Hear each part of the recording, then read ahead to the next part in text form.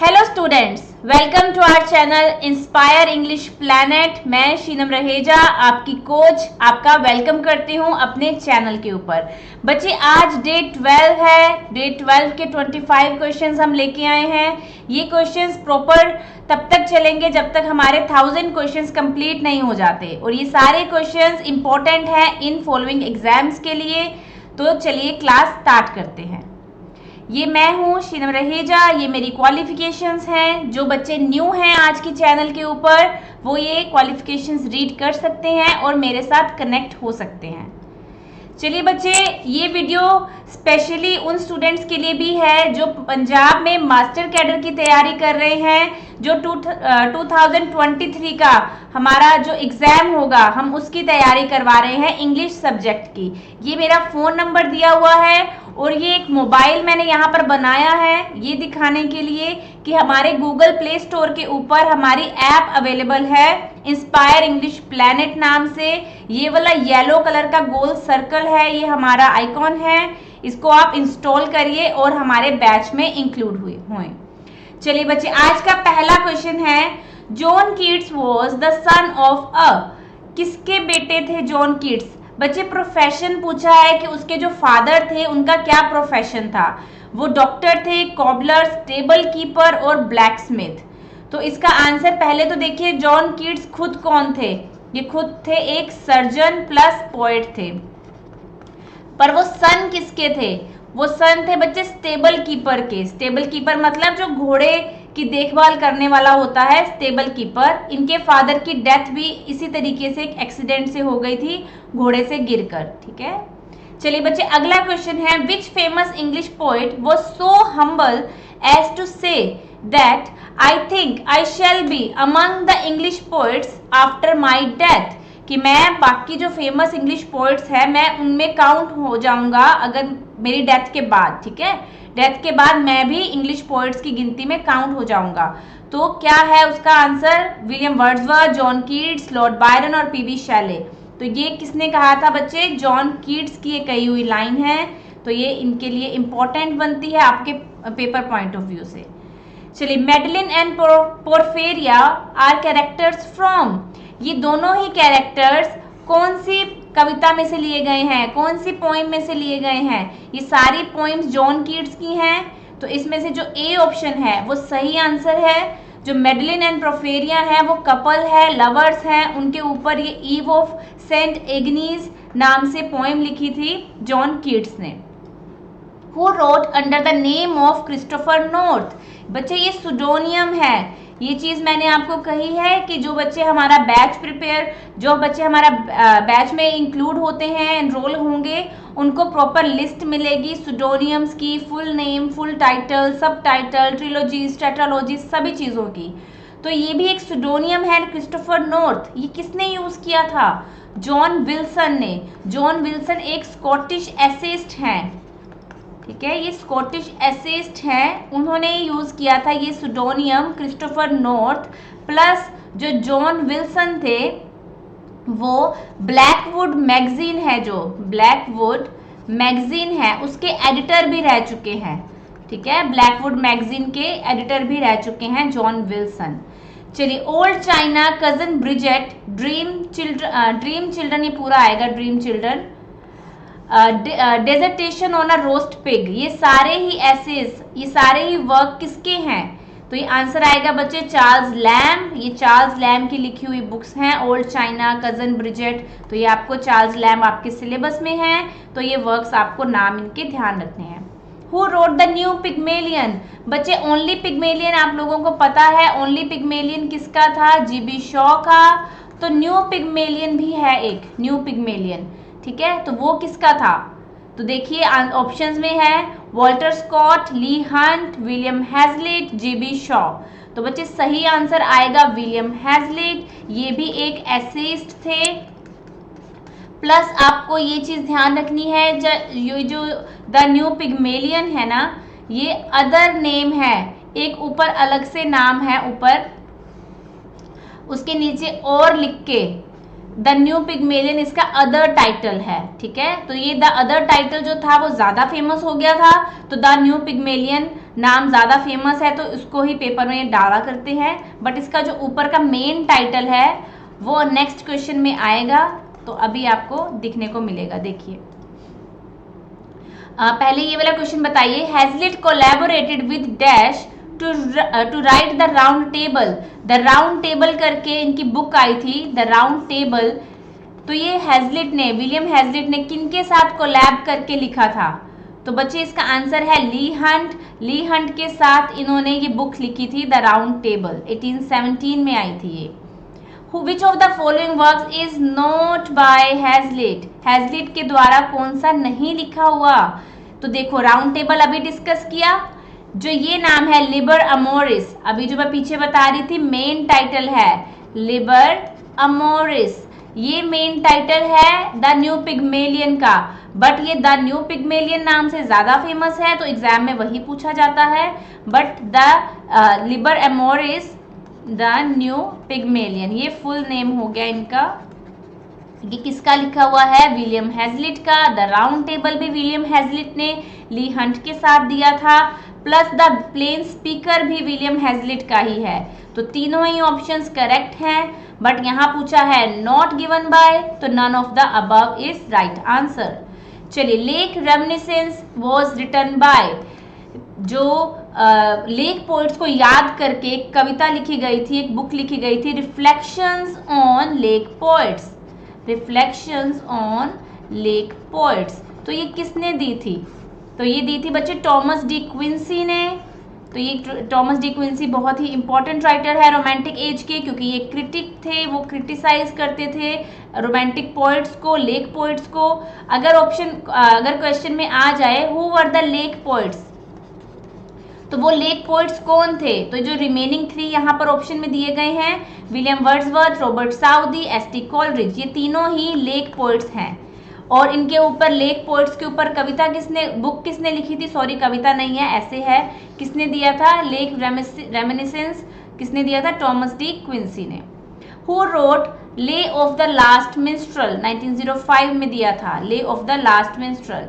तो ये कौन है? वॉल्टर स्कॉट ने दिया था, ये एक स्कॉटिश एसेइस्ट हैं। ठीक है, चलिए आगे क्वेश्चन है, which novel of Jane Austen was published last of all. बच्चे, जेन ऑस्टन के जो वर्क्स हैं वो क्रोनोलॉजिकली पूछे जाते हैं कि रिटर्न पहले कौन से हुए थे, या फर्स्ट पहले पब्लिश कौन से हुए थे, या लास्ट पब्लिश कौन सा हुआ था, या इनकम्प्लीट कौन सा रह गया था, और आफ्टर उनकी डेथ पोस्टुमसली पब्लिश कौन सा हुआ था। तो ये सब क्वेश्चंस बनते हैं जेन ऑस्टन के वर्क्स के ऊपर, और इनके सब टाइटल्स भी। ठीक है, इनको जो इनके सुडोनियम नेम के साथ जो पब्लिश हुए थे वो भी इनके लिए इंपॉर्टेंट है, इनके वर्क्स के लिए।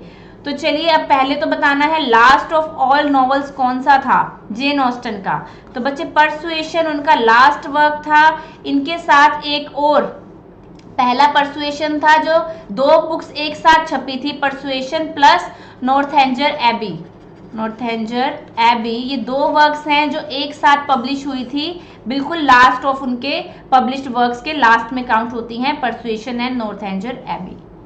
चलिए बच्चे, इनके सारे वर्क्स की डेट्स भी आपको याद रखनी है, जेन ऑस्टन के जितने भी वर्क्स हैं। जेन ऑस्टन डाइड ऑफ, ये मरने वाला एक जो क्वेश्चन है, जिनकी राइटर की डेथ कैसे हुई, ये मैं रोज के एमसीक्यूज में आपको डालती हूँ, ये आपको पता है। कभी जॉन कीट्स के बारे में बात होती है, कभी शैली के बारे में बात हुई थी, वर्ड्सवर्थ के बारे में बात हुई थी। तो हर रोज किसी न किसी की डेथ का हम यहाँ पर डिस्कस जरूर करते हैं।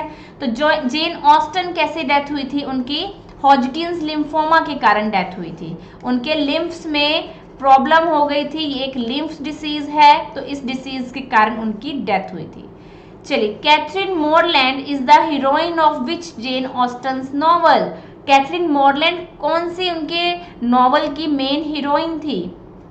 तो बच्चे, आंसर है आपका नॉर्थएंजर एबी की मेन हीरोइन है जो वो कैथरीन मोरलैंड है। आपको बच्चे इनकी हीरोइन और नॉवेल्स के ऊपर मैच कॉलम भी आ सकता है। ठीक है, आपको मैच करनी आ सकती है कि नॉवल बताओ कौन सा है और हीरोइन कौन सी थी, क्योंकि जेन ऑस्टन अपनी सारी हीरोइंस के ऊपर ही लिखा करती थी। इनके जितने वर्क्स थे उनमें सारी फीमेल हीरोइंस थी, फीमेल थी, जो मतलब प्रोटैगनिस्ट थी वो फीमेल थी। ठीक है, She was nobody with either father or sister. Her word had no weight. Her convenience was always to give away. She was only Anne. Identify the novel. बच्चे ये एन नाम से एक उसमें एक लेडी भी थी. ये कौन से वर्क में से ये एन नाम की आपको एक लड़की देखने को मिलेगी और ये कौन सी नॉवल की लाइंस हैं? तो ये जेन ऑस्टन का वर्क है, क्योंकि यहाँ पर सारी ऑप्शन जेन ऑस्टन की हैं. तो इसमें आपको आइडेंटिफाई करना है. तो बच्चे आंसर आएगा परसुएशन. परसुएशन में से ये लाइन ली गई हैं और एन नाम की लड़की परसुएशन में ही है. चलिए, फैनी प्राइस किस में है? ये भी सारे जेन ऑस्टन के ही वर्क्स हैं. तो बच्चे फैनी प्राइस किस में देखने को मिलती है आपको बताइए? Pride and Prejudice, Persuasion, Mansfield Park और सेंस एंड सेंसिबिलिटी. बच्चे सही आंसर है आपका मेन्सफील्ड पार्क. इसमें कौन देखने को मिलता है आपको? फैनी प्राइस. जो प्राइड एंड प्रेजुडिस है उसमें बेनेट सिस्टर्स है. सेंस एंड सेंसिबिलिटीज में भी सिस्टर्स हैं, उनका क्या नाम था? सेंस एंड सेंसिबिलिटीज में Dashwood sisters. Yes, Dashwood sisters हैं सेंस एंड सेंसिबिलिटीज में. ओके, और मेन्सफील्ड पार्क में कौन है? फैनी प्राइस. और परसुएशन में अभी हमने पीछे करा, परसुएशन में कौन देखने को मिलती है? एन. ठीक है, चलिए. Which was Jane Austen's first published work? First published novel. बच्चे फर्स्ट पब्लिश्ड पूछा है, फर्स्ट रिटन नहीं पूछा. तो आपको ये चीजें ध्यान देनी है कि एग्जाम में पूछा क्या गया है. तो बच्चे फर्स्ट पब्लिश्ड था उनका जेन ऑस्टन का सेंस एंड सेंसिबिलिटी. ठीक है, तो ये इसमें जो सिस्टर्स हैं उनके नाम भी आपको ध्यान देने हैं. The Talisman is a novel by. Talisman किसका वर्क था? तालिस्मान बच्चे नॉवल था वॉल्टर स्कॉट का, जो स्कॉटिश एसिस्ट थे. वॉल्टर स्कॉट, उनका नॉवल था Talisman. Who wrote Nightmare Abbey? अभी अभी बात की. नाइटमेयर एबी किसका वर्क है? यहाँ पर बच्चे नाइटमेयर लिखा है, नॉर्थएंजर एबी नहीं लिखा. ध्यान दे लो, नॉर्थएंजर एबी था जो वो जेन ऑस्टन का था. सेम नाम है ना, कितने सिमिलर से नेम है, नॉर्थएंजर एबी और नाइटमेयर एबी. तो इसमें दोनों ही ऑप्शंस दी गई हैं. जेन ऑस्टन भी दिया है, थॉमस लव पीकॉक भी दिया है, बट आंसर क्या आएगा? Thomas love peacock. ठीक है, नाइटमेयर एबी किसका था? थॉमस लव पीकॉक का. जो बच्चे आज की क्लास में न्यू हैं हमारे साथ, वो एक तो YouTube पे वीडियो ज़रूर लाइक करना, शेयर करना और कमेंट करके बताना कि क्लास आपको कैसी लगी. प्लस ये बच्चे ऐप है हमारी गूगल प्ले स्टोर के ऊपर, इंस्पायर इंग्लिश प्लैनेट के नाम से. इसको आप इंस्टॉल करिए और हमारे साथ पेड बैच में इंक्लूड हो जाएं. चलिए, आगे है रोमांटिक पीरियड बिगेन इन. आपके सिलेबस में एजेस दी गई हैं, proper Jacobean age, Augustan age, romantic age, Victorian age. तो बच्चे इनका पीरियड स्टार्ट कब हुआ था या एंड कब हुआ था, तो उनकी डेट्स भी इम्पॉर्टेंट है. तो रोमांटिक एज स्टार्ट हुई थी 1798 में और ख़त्म हुई थी 1832 में. तो 1798 is the right answer. It is truth universally acknowledged that a single man possession of a good fortune must be, sorry यहाँ मस्ट भी आ रहा था, must be in want of a wife. कि ये लाइंस पूछा गया है कि नॉवल कौन सी, इन लाइन से कौन सा नॉवल बिगिन होता है. तो ये चीज़ मैंने आपको बोली है, first line, and lines, ending lines ये आपको प्रोवाइड की जाएंगी बैच स्टूडेंट्स को. तो ये चीज़ देखो, ये पेपर में बहुत बार क्वेश्चन रिपीट होता है, बहुत ही बेसिक क्वेश्चन है, बहुत बार आता है. तो ये किसकी लाइंस हैं बच्चे? प्राइड एंड प्रेजुडिस की लाइंस हैं. ठीक है, चलिए. Which bird is killed by the mariner in Coleridge Rime of the Ancient Mariner. बच्चे कॉलरिज का ये एक बैलेड पोइम है, उसमें एक पंछी को, एक पक्षी को मार दिया जाता है मैरिनर्स के द्वारा. तो ये किस मैरिनर ने, लाइक कौन से पंछी को मारा था?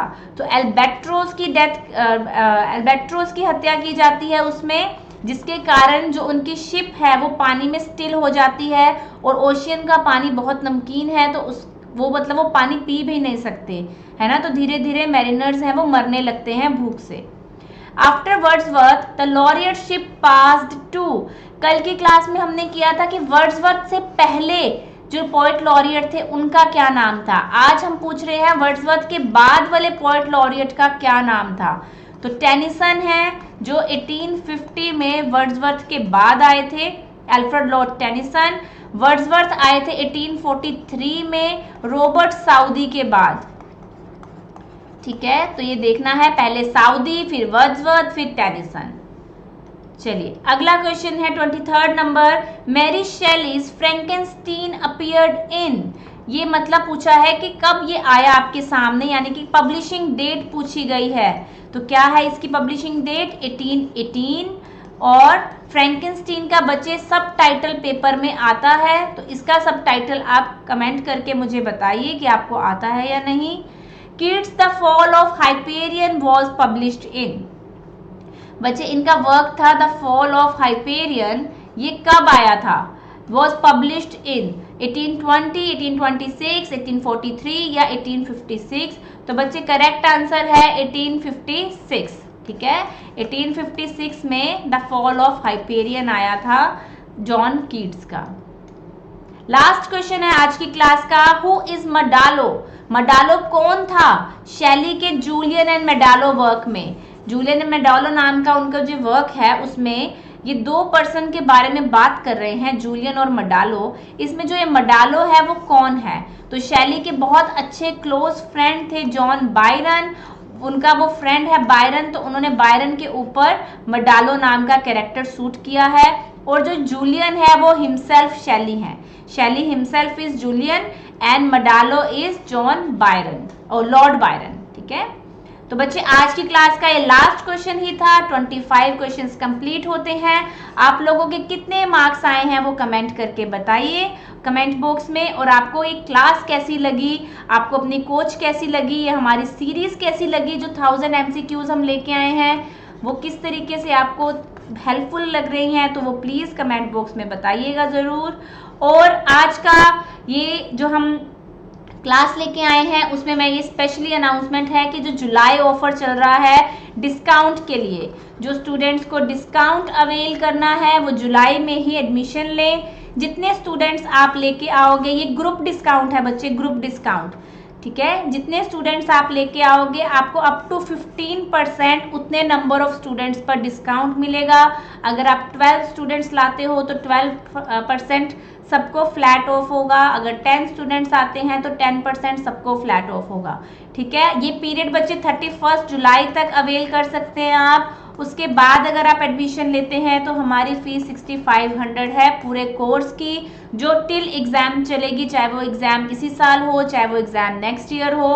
प्रॉपर एग्जाम तक आपका पूरा कोर्स आपके पास रहेगा। हम ऐप के ऊपर पढ़ते हैं, आप वो एप्लीकेशन जो है वो प्ले स्टोर के ऊपर से डाउनलोड कर सकते हो। जो स्टूडेंट फर्स्ट टाइम हमारे साथ कनेक्ट हो रहे हैं बच्चे, ये हमारा टेलीग्राम चैनल है इंग्लिश विद शीनम मैम, आप यहाँ पर ज्वाइन कर सकते हैं हमें, और इसमें आपको लेटेस्ट नोटिफिकेशंस मिलती रहेंगी। ठीक है बच्चे, चैनल को सब्सक्राइब, लाइक, शेयर, कमेंट ज़रूर करिएगा। वीडियो बच्चे लाइक करनी बहुत ज़रूरी है, यही है यूट्यूब जो व्यूअर्स हैं उनके लिए कि एक लाइक ज़रूर करके जाया करो अगर वीडियो आप देखते हो तो आज की क्लास यहीं तक थी। हम कल की क्लास में मिलेंगे डे 13 में नेक्स्ट 25 क्वेश्चंस के साथ। तब तक के लिए आप अपने एग्ज़ाम की तैयारी करते रहिए और लाइक, कमेंट, शेयर करना मत भूलिएगा। Thank you so much.